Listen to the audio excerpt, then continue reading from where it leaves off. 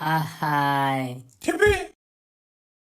안녕하세요. 저는 반려가정의학과의 원장 양정숙이라고 합니다. 최은미 교수님께서 저한테 어느 날 이런 부분들은 좀 알려주면 좋겠는데요. 이게 인터넷을 찾아봐도 이 정보 저 정보가 너무 많고 정확하게 알기도 어렵고 해서 이 영상을 촬영하게 되었습니다. 오늘 보시고 많은 도움이 되셨으면 좋겠습니다. 가정에서 가장 많이 이렇게 흔하게 마주치는 게 찰과상인데요. 찰과상은 깊이 확 찢어지는 게 아니라 여러분들도 많이 다치고 넘어지고 하시면서 보셨을 거예요. 그냥 이렇게 확 쓸리듯이 다치는 거고 피가 줄줄줄줄 흐르는 경우는 별로 없고 확 찢어지는 것도 아니면서 그냥 피가 나는 정도, 이런 정도를 이야기합니다. 이때는 제일 중요한 것은 첫 번째로 지혈을 당연히 해주시는 게 중요하고요. 지혈을 할 때에는 어르신 댁에 만약에 일회용 장갑이 있다고 하면은 싱크대에서 일회용 장갑을 꺼내 가지고 끼우고 사용하시면 되고, 일회용 장갑이 없다, 어떤 손 씻는 방법 있잖아요. 그 방법대로 손을 깨끗하게 씻고 처치를 하셔도 괜찮겠습니다. 그 다음에는 상처가 있는 그 부위에다가 깨끗한 꺼즈가 집에 있으면은 그 꺼즈를 상처난 부위에다 바로 올리고 지그시 눌러주시고, 그 다음에 만약에 꺼즈가 잘 없네 하시는 분들은 깨끗이 빨아진 수건 같은 게 있잖아요. 그런 것들을 가지고 접어가지고 꽉 하고 눌러주시면 되고, 한 15분에서 20분 정도 누르다 보면은 보통은 지혈이 되는데, 조금 더 짧게는 뭐 5분에서 10분 정도 지혈이 되기도 합니다.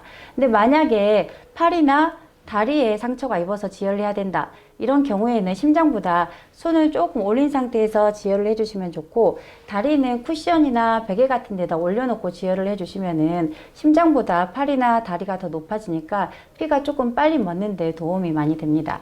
지혈을 하시는 과정에서 절대로 하시면 안 되는 거, 요건 하시면 안 되는데요. 끈으로 이렇게 꽉 묶어주는 거. 여기서 상처가 났다고 해서 피가 줄줄줄 나니까 여기를 꽉 묶어주시는 경우가 있는데, 오히려 피 혈액순환이 방해가 돼가지고 나중에 상처 회복도 느려지고 피부 끝쪽에 괴사가 일어나는 경우가 있기 때문에 절대로 묶어주시는 거는 안 됩니다.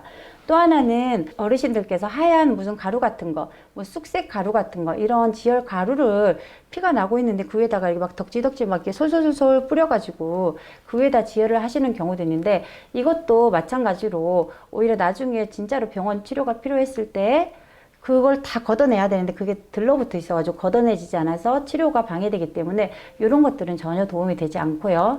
마지막으로 처음에 지혈을 하는 단계에서부터 이런 연고들, 뭐 항생제들, 무슨 연고들, 그냥 눈에 보이는 대로 아무나 연고나 갖다가 연고를 막 짜가지고 그 위에 막 꺼져 바로 덮고 이렇게 하시는 것도 절대 좋은 방법이 아니시고요.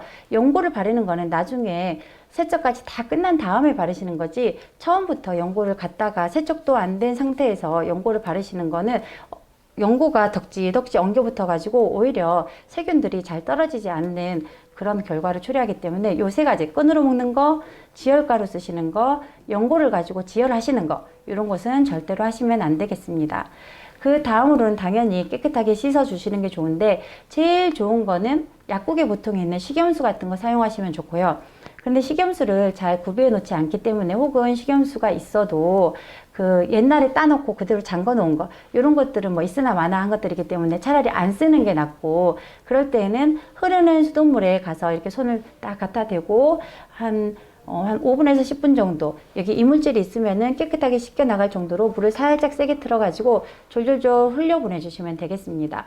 그런데 어르신이 움직일 수가 없어서 수도가로 갈 수도 없고 뭐 화장실로 갈 수도 없다, 이런 경우에는 마시는 물을 가지고 그냥 이렇게 밑에 대야 받쳐놓고 이렇게 부어주시면 될 것 같습니다. 이 세척하는 과정에서도 이건 절대 하시면 안 되는 게 있는데, 옛날에 그 빨간 약, 포비돈, 그 다음에 거품 보글보글 나는 거, 그런 거 과산화수소로 이걸로 세척하시는 거, 이거 들들들들 막 부으시는 분들이 있거든요. 근데 그거는 절대 하시면 안 되고, 오히려 옛날에는 그렇게 사용하셨던 거는 뭐 6.25 때나 하셨던 방법이고, 요즘은 전혀 그런 방법을 사용하진 않고요.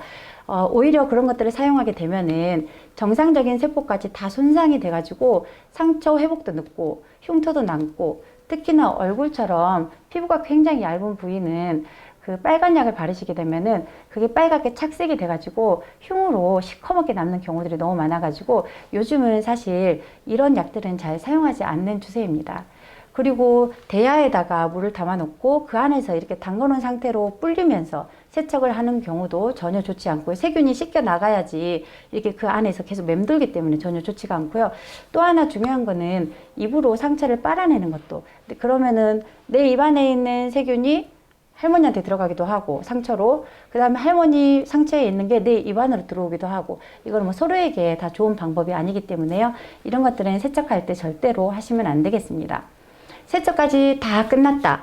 그런 경우에는 두 가지로 이렇게 방법을 나눠 가지고 하실 수가 있는데요. 이렇게 다 나을 때까지 뭐 하루 간격, 깨끗하면 이틀 간격으로 가실 때마다 이렇게 봐주시면은 상처는 낫게 됩니다. 아하이.